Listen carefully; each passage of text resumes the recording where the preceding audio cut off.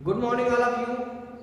जैसे कि पिछली क्लास में हमने ये देखा हुआ था कि ताल क्या है, ताल का उपयोग क्या है, उसका चलन कैसा होता है, क्यों जरूरी है वो हमारे संगीत में, हमारी म्यूजिक में, उसकी क्या विशेषता है।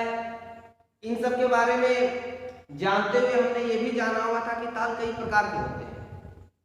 उस दिन हमने आप लोगों को बताया था कि हरवा ताल होता है, दादरा होता है, रूपक होता है, झप ताल होता है, तीन ताल होता है, तमाम सारे ताल होते हैं। उन तालों में भी उनके टुकड़े होते हैं, उनके कायदे होते हैं, अलग अलग वेरिएशन उसमें होता है। तो आज हम तीन ताल के बारे में पढ़ेंगे। तीन ताल हमारे हिंदुस्तानी म्यूजिक में एक बहुत बड़ा स्तंभ है। आप ये समझ सकते हैं कि ये जब प्राइमरी बेस जो होता है, जहाँ पे हम लोग म्यूजिक स्टार्ट करते हैं, वहीं पे हमको तीन ताल से हमारी मुलाकात होती है और वहीं से हम तीन ताल के बारे में जानते हैं। तो सबसे पहले हम जान लेते हैं कि तीन ताल कितनी मात्राओं का ताल होता है। तो तीन ताल टोटल 16 मात्राएं होती है। 1 2 3 4 5 6 7 8 9 10 11 12 13 14 15 और 16 मात्राएं होती हैं। तो 16 बोल भी होंगे, इनके 16 बोल होंगे। इनके बोल क्या क्या है? बोल है धा धिन धिन धा, धा धिन धिन धा, धा तिन तिन ता, ता धिन धिन धा। ये इनके बोल बनाए गए। और इन 16 मात्राओं को कुल 4 विभाग में बांटा गया। 4 विभाग में बांटने का तात्पर्य यह है कि 4-4 मात्राओं का एक एक कक्ष बना दिया गया। 1 2 3 4 मतलब धा धिन धिन धा एक स्टेप हो गया, फिर दूसरा स्टेप धा धिन धिन धा हो गया, तीसरा स्टेप धा तिन तिन ता हो गया और चौथा स्टेप ता धिन धिन धा हो गया। इसके चलन के आधार पे इसको चिन्हित किया गया कि कहाँ इसका सम होगा, कहाँ पे इसका खाली होगा, कितनी ताली होंगी।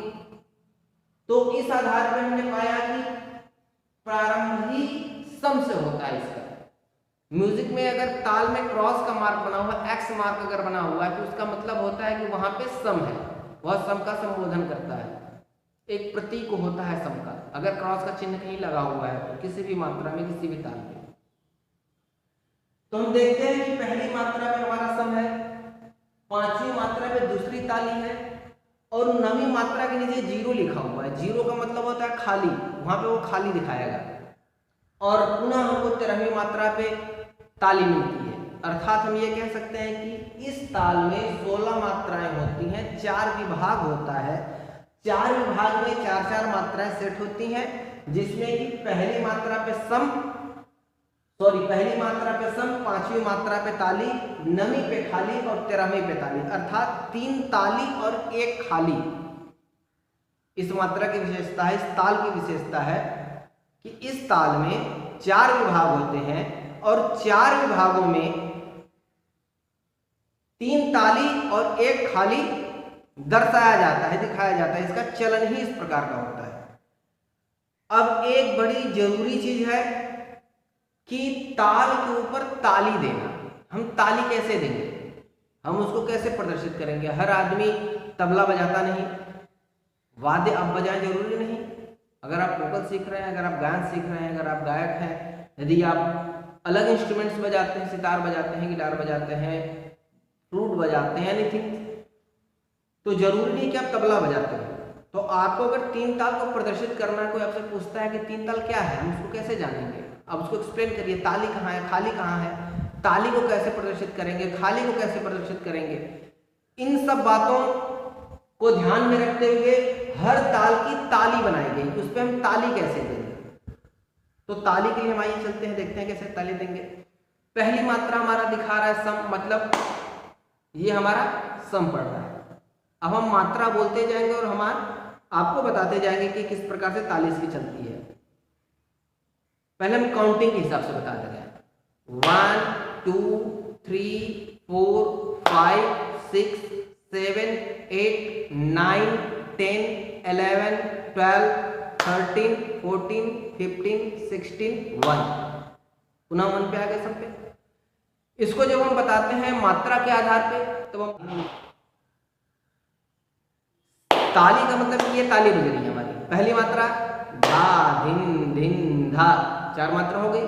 पांचवी धा धिन धिन धा, 8 मात्राएं हो गई। अब 9वीं मात्रा खाली जा रही तो अपना हाथ इधर से हटा लेंगे, मतलब यहाँ पे ताली नहीं देंगे। 9वीं मात्रा हो गई धा तिन तिन ता। 13वीं मात्रा पुनः ताली आएगी, वहां पर 13वीं मात्रा देखिए ता पे ताली आएगी, ता धिन धिन धा पहली मात्रा। तो ताली देना बड़ा आसान है, बस इस कॉन्सेप्ट को आपको समझना होगा कि हम किस कॉन्सेप्ट पे ताली कैसे देंगे। हमको 9वीं खाली दिखाना है, और जब खाली दिखाएंगे तो काउंटिंग इस पे करेंगे, और जब हम ताली दिखाएंगे तो काउंटिंग 1 2 3 इस पे करेंगे। ठीक है, धा धिन धिन धा, धा धिन धिन धा, धा तिन तिन ता, ता धिन धिन धा। ये आपकी ताली हो गई। ये जो लोग 12th में म्यूजिक लिए हुए हैं, किसी सिलेबस में म्यूजिक लिए हुए हैं, उसका एग्जाम उनको देना है, तो उनको और आसानी से इस चीज को समझने के लिए ये कोड बनाया जाता है। अब जैसे कि मात्रा, आप 16 मात्रा लिख लिए, आपसे बोल दिया गया, आप उसका बोल लिख लिए। आपसे चिन्ह पूछा गया कि यहाँ पे कौन सा चिन्ह लगता है, जहाँ पे सम लगेगा वहाँ क्रॉस दिखाएंगे। उसके बाद जहाँ दूसरी ताली है वहाँ 2 लिखेंगे, जहाँ खाली है वहाँ 0 लिखेंगे, और जहाँ पे तीसरी ताली है वहाँ पे 3 लिख देंगे। आफ्टर दैट इसमें विभाग 4 बनते हैं। 4 विभाग का तात्पर्य ये है कि ये आपका पहला विभाग हो गया, यहाँ से लेके यहाँ तक एक विभाग 4 मात्रे की। ये आपका दूसरा विभाग हो गया, यहाँ से यहाँ तक। ये आपका तीसरा विभाग हो गया, और ये आपका चौथा विभाग हो गया। ये 4 विभाग टोटल होते हैं इसके। तो विभाग यहाँ पे कितने हो गए? 4। अब इसका ये कोड है, अब इस कोड को याद कर लेंगे, X203। एक सिंपल वे है X203, मतलब ये X203। इसको याद करने का सिंपल सा फंडा है। अब इसको याद कर लेंगे X203। तो आपको ताली और खाली कहाँ पे है आपको बता देगा, बड़ा ही इजी वे। मुझे पूरा विश्वास है कि आप लोगों को 3 ताल समझ में आ गया होगा। ताली किस प्रकार देते हैं वो बात आपको समझ में आ गई होगी। इसके बाद भी अगर आपको मेरी बात समझ में ना आई हो, या फिर 3 ताल से रिलेटेड और भी कोई क्वेश्चन आपके दिमाग में उठ रहे हैं, तो आप उसको कमेंट बॉक्स में लिख करके हमसे पूछिए। और अभी तक जो लोग हमारे चैनल को सब्सक्राइब नहीं किए वो प्लीज़ सब्सक्राइब करें। Thank you very much.